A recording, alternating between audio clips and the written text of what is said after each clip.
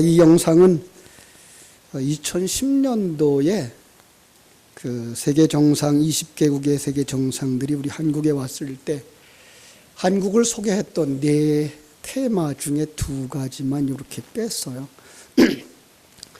사실은 큰 스크린인데 그래야만 글씨를 볼 수 있어서 조금 확대하다 보니까 이제 앞뒤에 있는 그림 글씨가 다 잘려져서 좀 불완전하지만 그 속에 변화에 직면한 우리들, 그리고 어려움을 극복한 하나님의 백성들의 아름다운 모습들을 보여주고 우리에게 새 힘을 불어넣어주는 영상이라고 생각을 합니다.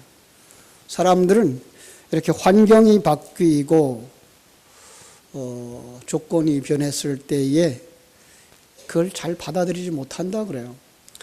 변화가 변화인 줄 모르게 슬금슬금 다가오면 그것이 습관화되어져서 자연스럽게 받아들이지만 급격한 변화가 올 때 사람들은 그 급격한 변화에 거부부터 한다는 거죠. 우리가 변화를 주도하든 그렇지 않든 간에 변화의 상황 앞에서 비슷한 반응을 보이는데 현재 상태가 지속될 수 없음을 알 때 변화의 지향점이 우리에게 동의되어지지 않거나 그 가치가 상대적으로 설득력이 부족했을 경우에 그 상황에 대해서 거부하는 것이 인간이라 그래요. 이 정신분석학자들은 그것은 이유이기 전에, 그게 좋은 것이든 나쁜 것이든 전에 우리가 먼저 그 감정적으로 거부를 한다 그래요. 그래서 그걸 갖다가 변화의 상실의 7가지 이렇게 얘기를 하는데, 안정성의 상실, 또 친숙함의 상실, 또 편안함의 상실, 전통의 상실, 정보의 상실, 능력의 상실, 통제력의 상실, 심지어는 자기 자리를 잃어버릴까 봐 하는 두려움까지 온다 그래요. 익숙한 환경과의 결벌은 자신을 새로운 상황에 밀어놓고 적응해야 하는 어려움을 맞이하게 되는데 거기 상당한 에너지가, 그리고 주의력이 집중되어져야 하기 때문에 불안함과 낯선 감정이 교차할 수 있다는 거예요. 또한 새로운 정보와 경험들을 축적해야 하기 때문에 이미 가지고 있었던 습관과 전통들을 내려놓아야 하는 입장에서 자아 존중감과 인격적인 가치 또한 상실하게 된다 그래요. 다시 말하면 새로운 환경에서 필요하지 않는 존재로 느껴질까 봐, 새로운 환경이 되어졌을 때 나 자신의 그 존재감이 없어질 때 거기서 찾아오는 그 상실감이란 참 감당을 못한다는 거예요. 그때 필요한 것이 바로 리더들의 사역이다 이렇게 말합니다. 금년에 우리 교회는 그런 면에서 큰 변화를 시도했습니다. 구역을 편성할 때 이제 30개 구역으로 재편성을 했어요. 그래서 이 구역원들이 활발하게 구역 활동을 하기 위해선 구역장님들의 사역이 필요한 거죠. 구역장님들의 보살펴 줘야 할 책임과 의무가 오늘 말씀 속에서 찾았으면 좋겠습니다. 주일학교도 마찬가지예요. 이제 교회 학교로 바꾸고 싶은데요. 왜냐하면 주일만 예배하는 교회가 아니라, 학생들이 아니라 신앙으로 살아가는 학생들이 되어지기 위해서 교회 학교라는 이름으로 바꾸고 싶은데, 특별히 교육부에서 유치부, 또 유초등부, 중고등부, 청년부가 하나의 교육정책 안에서 서로 의견을 수렴하고 교육적인 행사를 진행하려고 해요. 어떤 면에서 이건 마땅히 이미 있어야 했던 부분인데 우리가 무시하면서 지내왔던 것, 재정립하는 것입니다. 아마 거기서 여러 가지 의견이 다를 수 있고 충돌이 일어날 수 있는데 그때에 우리 교육부장님과 또 우리 거기에 임원들이 잘 지도를 해줘야 할 것입니다. 그 밖에도 소소한 변화들이 일어나고 있는데 이제 찬양팀들이 금년에 이렇게 조직이 되어졌어요. 그죠? 찬양팀들이 여러 팀으로 조성이 되어졌기 때문에 거기에 자기가 참여하고 참여하지 못하는 것에 대한 어떤 면에서 이제 갈등과 부담감이 있을 수가 있어요. 그럼에도 불구하고 온 교회의 찬양팀, 성가대원들이 하나 되어져서 당회의 지도 아래 더 발전적인 성도, 발전적인 교회로 갖추어져 갔으면 하는 바람으로 오늘 말씀을 드립니다. 어떤 분은 자신에게 맡겨진 일이 너무 생소하거나 해보지 않았던 일이라고 벅차다고 여겨질 수도 있을 것입니다. 그러나 함께 성장하고 성숙해 가기 위해서 자신에게 맡겨진 일들을 잘 감당하는 여러분들 되시기를 바랍니다. 부탁을 드린다면 우리 교사들에게 부탁을 드릴게요. 교사들이 먼저 영적인 생명을 가져야 돼요. 교사들이 힘을 얻고 열정을 다해야 학생들이 힘을 얻고 신앙의 열정을 키워갈 수가 있어요. 그런 면에서 예배 시간 전부터 준비해야 되죠. 예. 그리고 예배 시간 전에 나와야 돼요. 오늘 우리 중고등부 예배에 이렇게 참관을 하고 왔는데 참 우리 부장님들이 또 우리 선생님들이 학생들을 밖에서 이렇게 맞이하고 있는 모습을 보면서 참 감사하다라는 생각을 하게 됐어요. 그런데 들어가 보니까 아직도 우리 결석 중에 있는 우리 선생님들이 있어서 조금 더 부지런했으면 좋겠어요. 학생들 보고 10분 전에 나오십시오라고가 아니라 선생님들이 30분 전에 나와서 준비할 수 있어야 되죠. 우리가 주일 예배를 잘 준비하기 위해서 1월 첫 주에 드린 거 있어요. 다음 주에 또 드릴 건데요. 한 주간을 어떻게 관리하고 어떻게 준비해야 되는가. 사실 오늘 주일날 나눠드렸어요. 다음 주부터 또 그 표지를 쓰는데 오늘 나눠드리지 못했는데 다음 주부터 또다시 한 달 동안의 일정을 잘 관리해서 준비하는 예배. 예배가 준비되어지지 않으면 안 돼요. 오늘도 일부 예배 때 우리 전도사님 야단을 쳤어요. 전도사님들이 예배 시간 전에 못 나오면 안 되죠. 30분 전에 나와서 준비해야 돼요. 최소한도. 그죠? 그래서 영상도 음향도 우리 예배부에서 준비를 잘 하고 있지만 그럼에도 불구하고 우리 전도사님들이 앞장서서 잘 해주셔야만 될 거예요. 더 우리 구역장님들에게도 부탁을 드립니다. 내 구역에 있는 구역 식구들 어떻게 지내고 있는가 잘 돌봐야 되고요. 그들에게 열정을 불어넣고 함께 신앙생활을 하기 위해서 그들 속에 신앙의 열정, 예배에 참여하는 열정, 그리고 함께 교제하는 열정들을 불어넣기 위해서 구역장님들이 먼저 뜨거워져야 돼요. 그죠? 한 걸음 더 나아가서 구역장님들이 힘을 얻도록, 교사들이 힘을 얻도록 부장님들과 또 우리 교육자들이 전심전력해야 될 거예요. 우리 당회원들은 교사들과 구역장들이 열심을 다할 수 있도록 지원할 것이고 또 모이고 기도하고 연구할 것입니다. 요즘 새벽 예배를 이렇게 드리면서 얼마나 감사한지 몰라요. 우리 장로님들이 앞자리에 이렇게 자리하고 또 우리 안수 집사님들이 앞자리에 다 나와서 저 뒤에서 제가 앉아서 이렇게 보면 앞자리가 꽉 찼어요. 물론 여자분들이 우리 권사님들이 없다는 얘기는 아니에요. 권사님들도 필요하지만 그 앞장서 있는 우리 장로님들 또 우리 안수집사님들 우리 권사님들이 자기 자리를 이렇게 지키는 모습을 볼 때 얼마나 든든한지 그리고 우리 새벽을 깨우는 우리 성도님들이 힘찬 기도가 온 교회에 퍼질 때 우리 교회에 소망이 있겠다. 하나님께서 일하시겠다. 또 새로운 지표하를 추구하겠다라는 생각을 가지게 됩니다. 오늘 말씀은 바로 이렇게 리더들에게 하나님의 귀한 말씀을 주시는 겁니다. 리더들에게 주실 말씀. 첫째는 사명입니다. 두 번째는 그 사명에 대한 헌신입니다. 그리고 그 헌신에 대한 열정입니다. 우리 한번 따라합시다. 사명, 헌신, 열정. 그렇습니다. 바로 이것이 이 시간에 우리가 받아가지고 돌아가야 할 말씀인 줄로 믿습니다. 변화를 두려워하지 마십시오. 여호수아가 지금 큰 변화를 맞이하게 되었습니다. 이제까지 지도자 모세만 뒤따르기만 하면 되었어요. 모든 문제가 해결되어졌어요. 애굽에서 나오는 문제가 되지 않았어요. 모세가 하자는 대로 했으면 됐으니까. 홍해를 건너는 것도 문제가 되지 않았어요. 아말렉과의 전쟁, 비록 여호수아가 군대를 이끌고 전쟁터에 나갔지만은 기도하는 모세가 있었기 때문에 그는 승리하는 것을 장담하고 나가서 싸울 수 있었어요.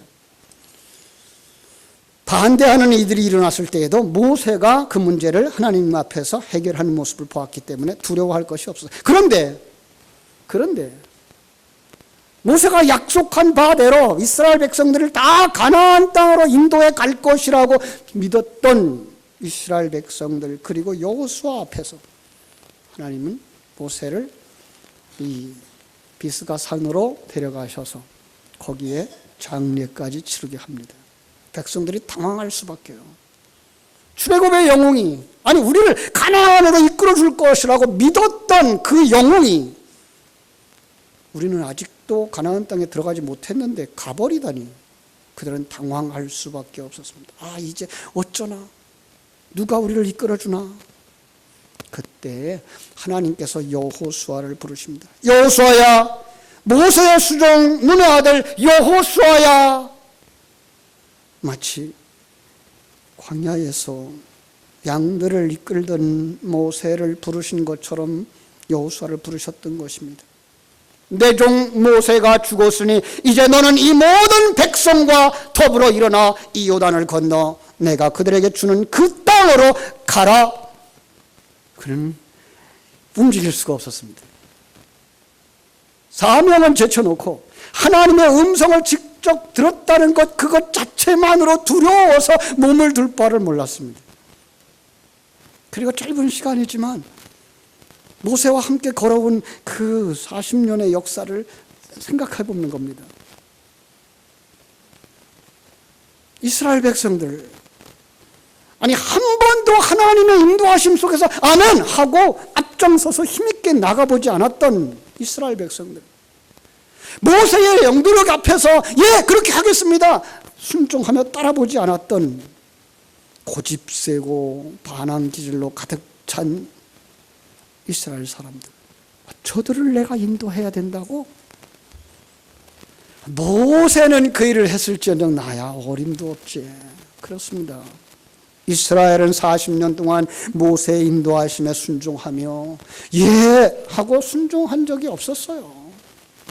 그것을 아시는 하나님이 모세에게 힘을 주셨어요. 강한 능력을 주셨어요. 강한 리더십을 주셨어요. 그리고 이적과 표적을 주셨어요.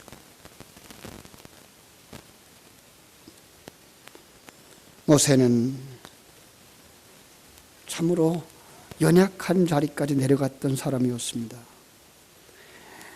하나님의 부르심을 받고 사명자로 살기 전에 그는 애굽에서 사고를 치고 미디안 광야로 도망가서 거기서 미디안 제사장 이드로의 딸과 결혼을 해서 살면서 그는 양치기로 한평생을 살다가 마칠 것이라고 하는 어리석은 생각을 하며 살았을 것입니다. 그러나 하나님의 계획은 거기에 그를 내버려 두지 않았습니다. 그래서 하나님이 그를 부르십니다. 모세야, 모세야. 깜짝 놀라서 땅에 엎드려집니다. 이리 가까이 오지 마라. 네가 선 곳은 거룩한 곳이니 네 발에서 신을 벗어라. 눈이 열리고 귀가 열리자 하나님의 일하심이 보였고 하나님의 음성이 들렸고 하나님의 사명이 주어졌습니다. 그렇습니다. 하나님의 역사가 있는 곳에는 이런 기적이 일어나는 줄로 믿습니다. 아무도 그 소리를 듣지 못했어요. 그런데 모세는 들어요. 아무도 소리를 듣지 못했어요. 그런데 그 속에 사무엘은 들어요. 아무도 소리를 듣지 못해요. 그런데 거기에 사도 바울은 듣는 거예요. 로마의 핍박이 그렇게 심할 때에 밤모섬으로 피신 가서 노예 생활처럼 살고 있고 감옥 생활처럼 살고 있었던 사도 요한에게 하나님의 음성이 들리듯 이 시간 하나님 앞에 올라온 당신들에게, 여러분들에게 하나님의 음성이 들려지기를 주님의 이름으로 축복합니다. 여러분의 이름을 부르시는 하나님, 그렇습니다. 신령한 눈을 열어주고 신령한 귀를 열어주고 여러분들에게 오늘도 사명의 음성을 들려주시기를 주님의 이름으로 축원합니다. 이 시간에도 수많은 사람들이 예배합니다.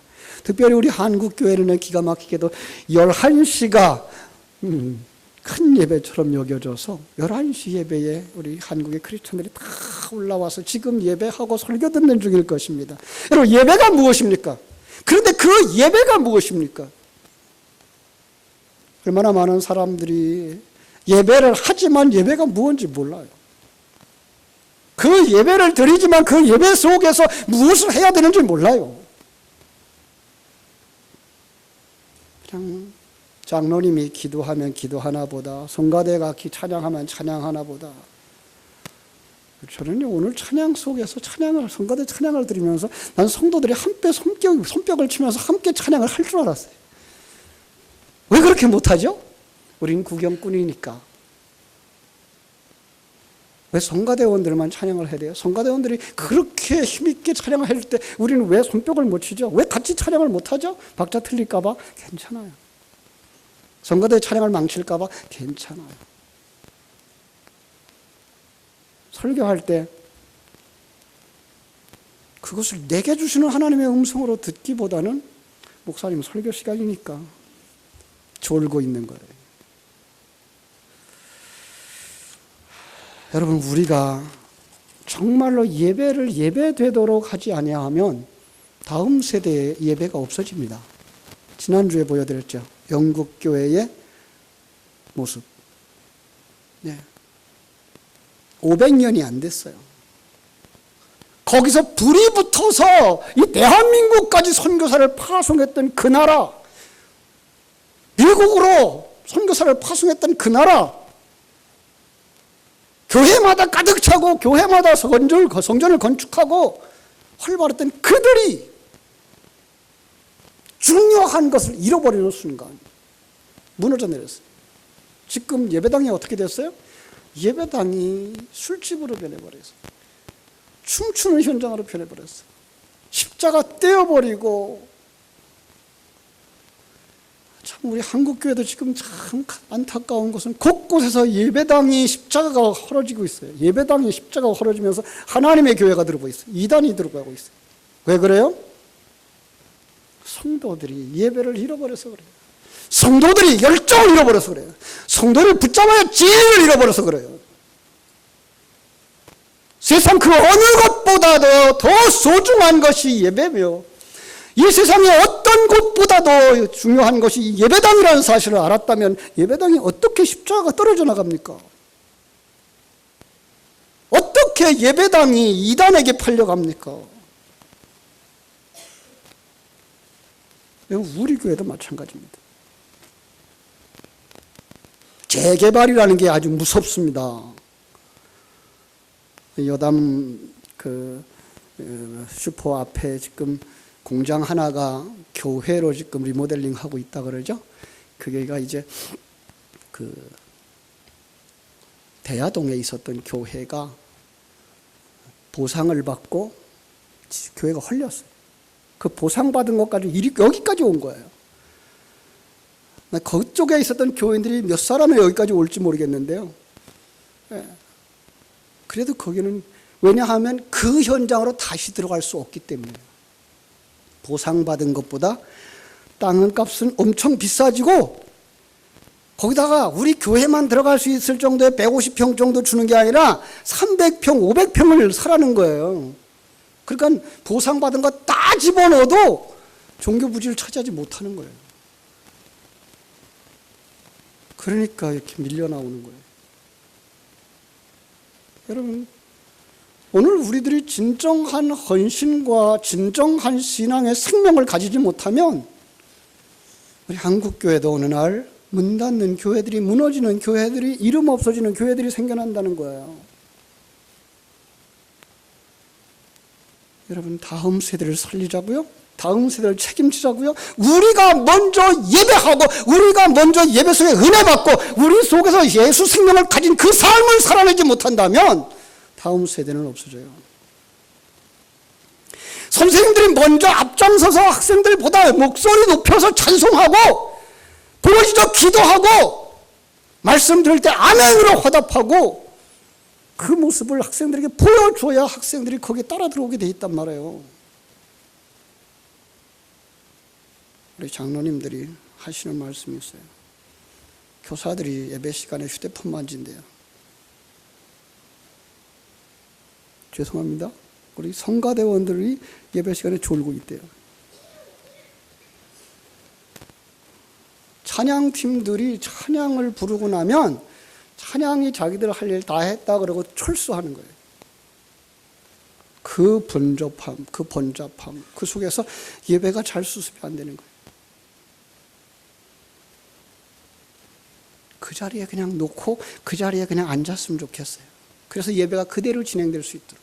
그래야 찬양이 예배를, 분위기를 살릴 수 있는 거예요. 그 중간에 끊어져 버리면 안 되는 거죠. 여러분, 오늘날 예배가 왜 이렇게 되어진다고요? 예배의 중심에 하나님이 안 계시고 예배의 중심에 내가 들어가 있어요. 나는 가만히 있고 사회자가 사회를 하고, 나는 성경 안 펴도 돼요. 여기 영상이 다 찬송가 펴줘요. 찬양팀 찬양해요. 그리고 나면 예배 끝나는 거예요. 여러분, 이것은 진정한 예배가 아니에요. 그 예배, 내가 주인공이 되지 않으면, 내가 말씀 듣는 자가 아니면, 내가 헌신하는 자가 아니면 그 예배는 예배되지 못한 거예요. 정말로 하나님 중심의 예배, 그러기 위해서 진리가 선포되어져야 되고 삼위일체 하나님이 이해되어져야 되고 하나님의 뜻과 계획을 아는 사람들이 되어져야 되는 거예요. 거기에 뭐가 있어야 돼요? 열정이 있어야 돼요. 참여해야 돼요. 집중해야 돼요. 이 시간에 말씀을 놓치면 망할 것 같아서, 이 시간에 말씀을 놓치면 내일을 살 수 없을 것 같아서 그 말씀에 귀를 기울이고, 하나님이 이 예배를 통해서, 이 예배 설교 시간을 통해서 내게 무슨 말씀을 주시는가에 대한 그 끈을 놓치지 않으려고 붙잡고 들어가셔야 하나님의 음성이 들려요. 그래야 감격이 있어서 찬송을 할 수 있어요. 그 감격과 찬송이 있어야 그 속에 기도가 나와요. 그렇습니다.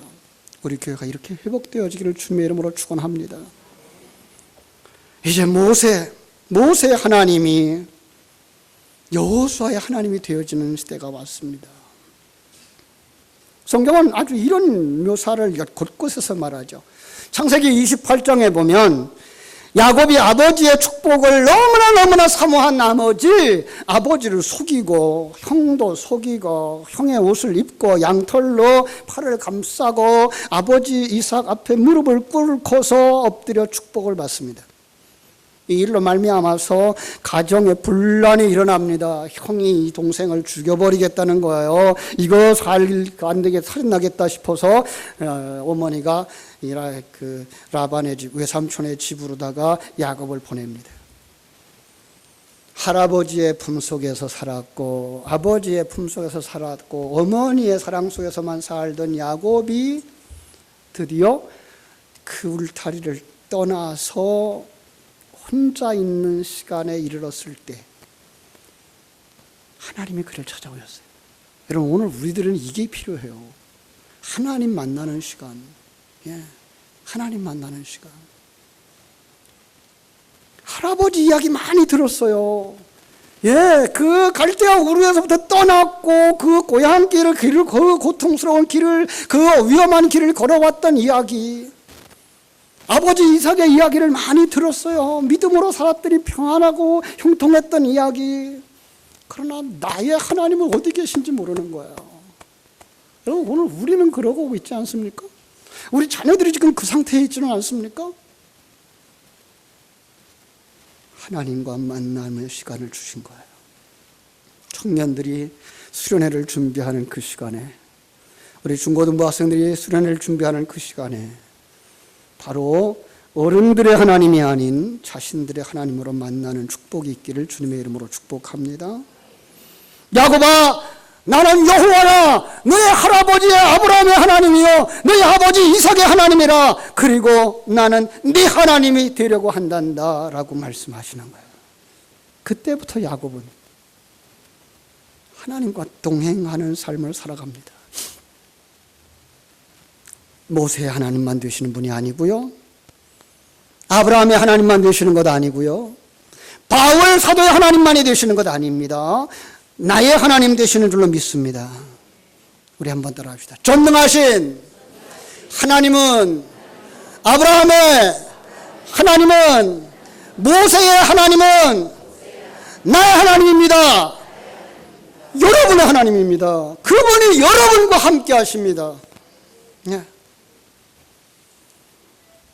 여호수아가 두려워하고 있을 때 하나님이 이렇게 말씀하셔요. 내가 모세와 함께 있던 것 같이 너와 함께 있을 것이란다. 임마누엘 하시는 하나님. 여러분, 거기서 뭐가 나와요? 강하고 담대함이 나와요. 성경은 인간을 연약하기에 그지없는 자라고 말해요. 연약해요. 아무 능력이 없어요. 누가 지배하면 누구의 종이 된다는 거예요. 그런데 사단이 지배하고 있다는 거예요. 죄가 지배하고 있다는 거예요. 중독이 지배하고 있다는 거예요. 그런데 지금 하나님이 이제 내가 너의 아버지가 될게, 내가 너의 하나님이 될게 하고 들어오신 줄로 믿습니다. 성경은 그 연약하고 무능했던 그들 속에 하나님이 들어오시자 하나님의 강함이 그의 강함이 되고 하나님의 생명이 그의 생명이 되어지는 거예요. 여러분, 모세도 그런 사람이었다니까요. 모세도요, 하나님이 이끌어가는 대로 갔어요. 40년 동안 미디안 광야에서 양치게 하던 그 사람, 양의 꽁무니만 따라다니면서 말할 사람도 없어서 아마 말을 다 잃어버렸는지도 몰라요. 40년이나 됐으니까. 그런데 아무런 배경도 없고 능력도 없고 언변도 없는 그가 당대의 최강대국 애굽, 그 애굽의 왕 앞에 설 수 있었던 것은 자신의 힘이 아니었어요. 자신의 능력이 아니었어요. 하나님의 힘인 줄로 믿습니다. 애굽을 떠나서 동쪽으로